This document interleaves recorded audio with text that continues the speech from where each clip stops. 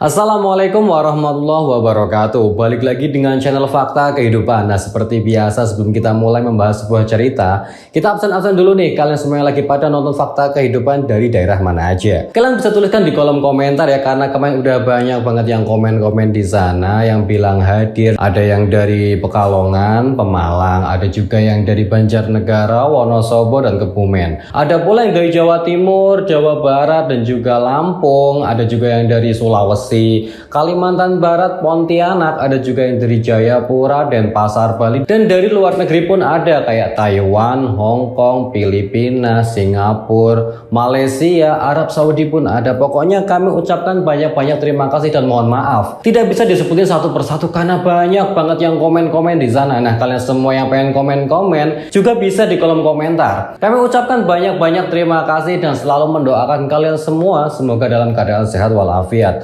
Semoga dipanjangkan umurnya, dimudahkan rezekinya, dan dimudahkan segala urusannya. Nah, seperti biasa kali ini ada salah satu subscriber kita yang membagikan kisahnya. Kisah kali ini berjudul Aku Mandul, Suamiku Pulang Membawa Wanita Hamil. Ada seorang istri itu mandul, tidak bisa memberikan anak ataupun keturunan buat suaminya. Suaminya pulang kerja justru membawa wanita hamil. Pasti banyak banget deh kalian penasaran dengan kisah ini. Gak usah lama-lama lagi, kita masuk ke ceritanya.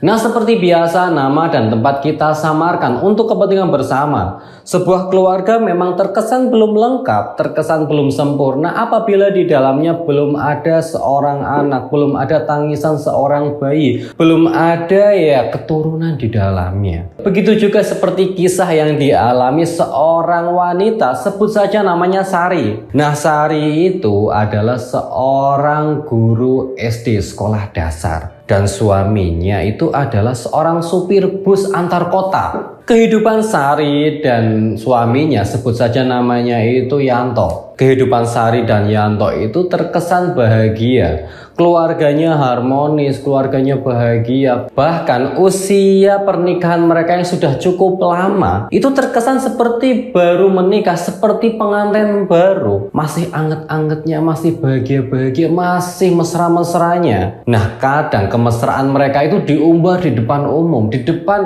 warga-warga lain ataupun tetangga-tetangga lain. Hingga mengakibatkan tetangga-tetangga mereka itu seakan-akan iri dengan kemesraan mereka. Namun, kebahagiaan Yanto dan Sari itu terasa belum lengkap. Karena di usia pernikahan mereka yang sudah menginjak hampir 5 tahun, mereka belum dikaruniai seorang anak. Tapi Yanto dan Sari itu sama-sama pemikiran dan juga sama tentang visi dan misi soal anak bagi mereka. Bagi mereka itu apabila Tuhan belum memberikan kepada mereka, belum mengizinkan ataupun menitipkan anak kepada mereka, mungkin mereka itu memang belum pantas atau belum dipercayai oleh Tuhan. Dan jika memang waktunya sudah tiba, cepat atau lambat mereka pasti akan mendapatkan momongan. Itu yang dipikirkan oleh Sari dan Yanto. Nah, seperti biasa saat pagi hari Yanto hendak berangkat kerja. Tapi sebelum berangkat kerja, Yanto itu menyempatkan waktu untuk mengantarkan mengajar istrinya ke sebuah sekolahan.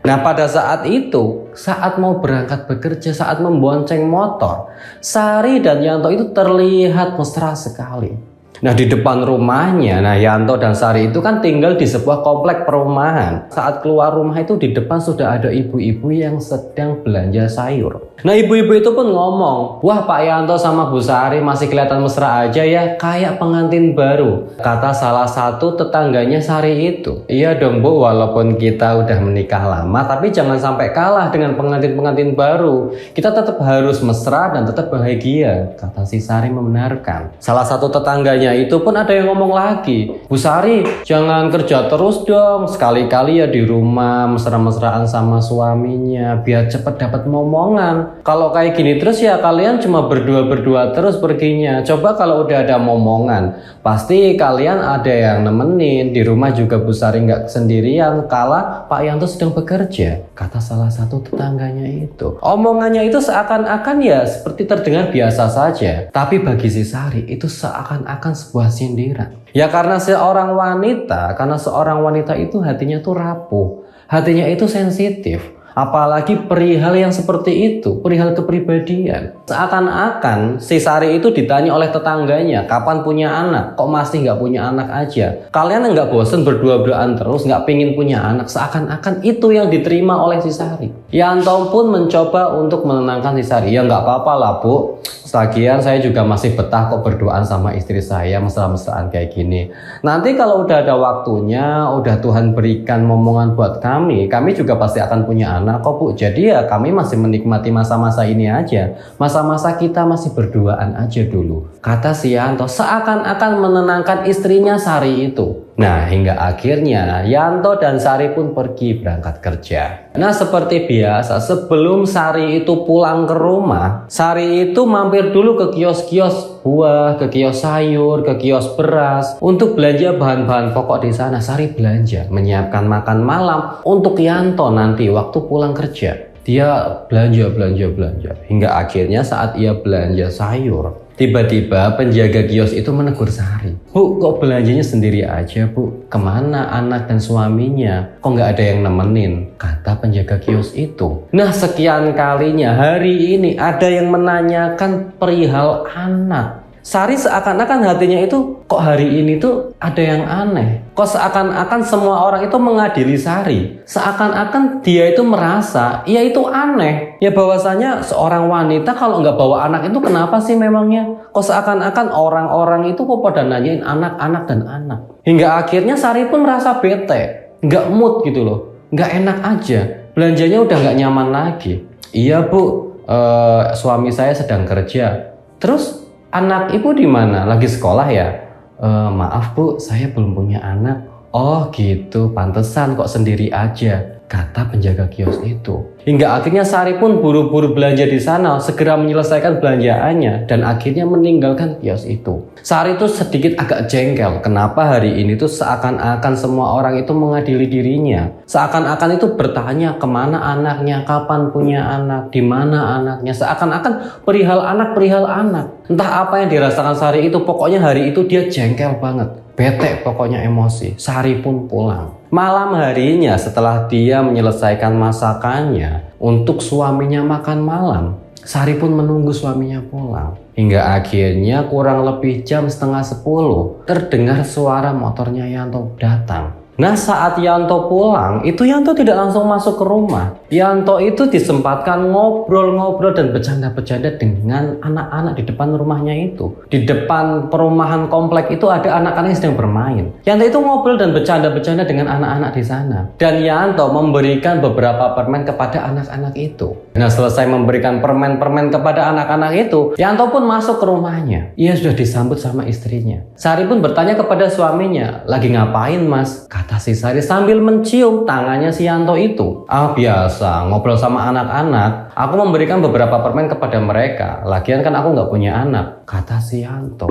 Kata-kata si Yanto ini yang berkata bahwasanya lagian aku tidak punya anak, itu seperti seakan-akan mengiris-ngiris hatinya si Sari itu. Si Sari seakan-akan tidak percaya dengan apa yang dikatakan oleh suaminya. Namun si Sari itu mencoba untuk berpikir positif. Mungkin ini hanya perasaannya si Sari saja. Ia mencoba untuk menguasai diri, untuk menguasai emosinya agar tidak terpancing emosi. Hingga akhirnya Yanto pun masuk ke rumah, mengganti pakaian dan mandi. Nah, selesai mandi, Yanto pun langsung menuju ke meja makan. Di sana sudah disiapkan beberapa makanan-makanan untuk si Yanto. Nah, sebelum makan, si Yanto itu biasa minum teh hangat buatannya si Sari istrinya.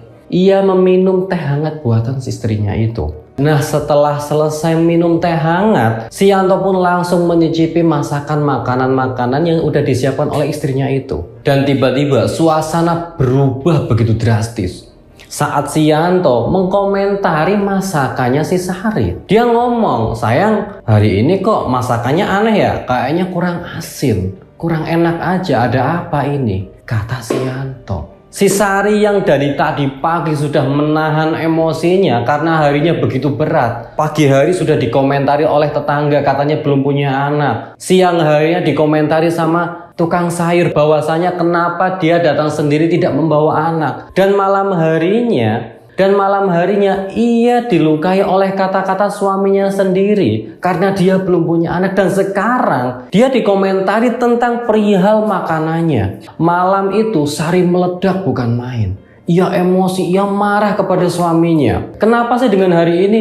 Kenapa semua orang seakan-akan tidak menyukaiku? Kenapa seakan-akan semua orang menyalahkanku? Karena aku itu tidak sempurna. Aku tidak bisa memberikan anak untukmu. Aku tidak bisa punya anak. Aku belum memiliki keturunan. Kenapa semua orang seakan-akan mengadili aku dan menyalahkanku tentang kelemahanku ini? Kata si Sari marah sambil menangis. Hari ini begitu berat bagiku, Mas. Aku sudah ditanyai oleh tetangga pagi-pagi tentang anak. Siang harinya aku ditanyai lagi tentang anak oleh penjaga warung. Dan sekarang aku melihat kamu bermain dengan anak-anak dan berkata bahwa kamu belum punya anak.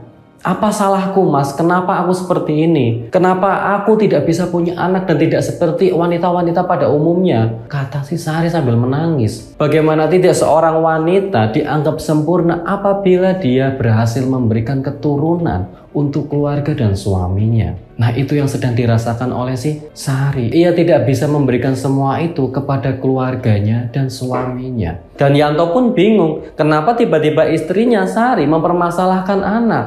Padahal si Yanto saat itu tuh sedang ngomongin tentang makanan, tentang masakan. Kenapa tiba-tiba si Sari itu marah-marah perihal anak dan bilang bahwasanya dia itu tidak sempurna. Dia tidak sama seperti wanita-wanita pada umumnya, wanita-wanita yang lain. Sari menangis di sana dan Yanto pun bingung harus berkata apa melihat tingkah laku istrinya itu. Hingga akhirnya Sari pun masuk ke kamar meninggalkan Yanto di meja makan. Malam itu Sari dan Yanto pun dingin-dinginan. Tidak berkomunikasi, tidak berbincang sama sekali di ranjang. Nah, keesokan harinya pun Sari seperti biasa akan berangkat bekerja. Tapi kali ini si Sari itu ya tidak ngurusin lagi sama suaminya karena masih ngambek, masih jengkel. Perihal semalam, Sari tidak menyiapkan sarapan untuk suaminya. Bahkan si Sari pun akan berangkat tanpa izin dulu sama suaminya. Tapi sebelum berangkat, Sari itu dicegat sama suaminya si Yanto itu. Dia diajak ngomong, sayang, hari ini aku mau izin dulu ya, karena nanti malam kayaknya aku nggak pulang.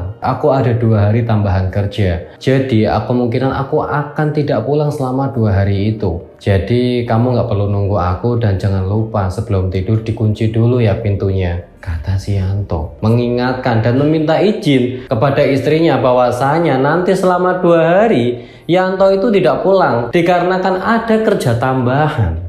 Hingga mengakibatkan Yanto tidak pulang selama 2 hari. Sari pun tidak menanggapi omongan suaminya itu. Ia justru diam saja dan pergi berlalu meninggalkan suaminya di rumah. Malam itu Sari tidur sendiri. Tidak seperti biasanya yang ditemani sama si Yanto. Kali ini Sari tidur sendiri, makan sendiri, nggak ada temannya. Malam itu Sari itu berpikir, ia merenung, apakah ini semua karena sugesti dirinya sendiri? Ini dari pikirannya sendiri dan hatinya. Bahwasanya semua ini tidak harus dipikirkan oleh si Sari. Kita harus pasrah dengan semua kehendak Allah. Kita harus pasrah dengan takdir yang sudah Tuhan berikan kepada kita. Dan selama ini Yanto suaminya tidak pernah benar-benar protes karena si Sari belum juga memberikan keturunan untuk dirinya. Yanto tidak pernah protes. Tidak pernah benar-benar protes mengatakan, kenapa kamu tidak bisa hamil, kenapa kamu tidak bisa memberikan anak untukku.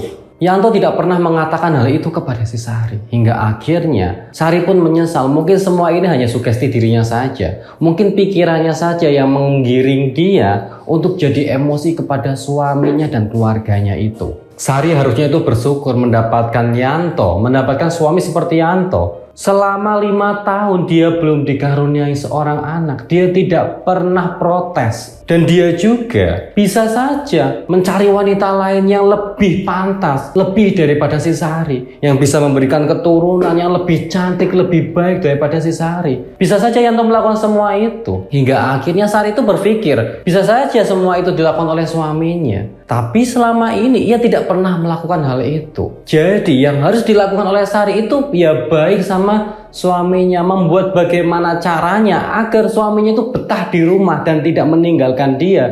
Dan yang lebih penting, tidak mencari wanita lain untuk menggantikan Sari yang tidak bisa memberikan anak dan keturunan untuknya. Untung saja Yanto tidak selingkuh. Harusnya si Sari itu bersyukur. Itu yang dipikirkan oleh si Sari. Hingga akhirnya selama 2 hari si Sari introspeksi diri. Hingga saatnya si Yanto pun pulang.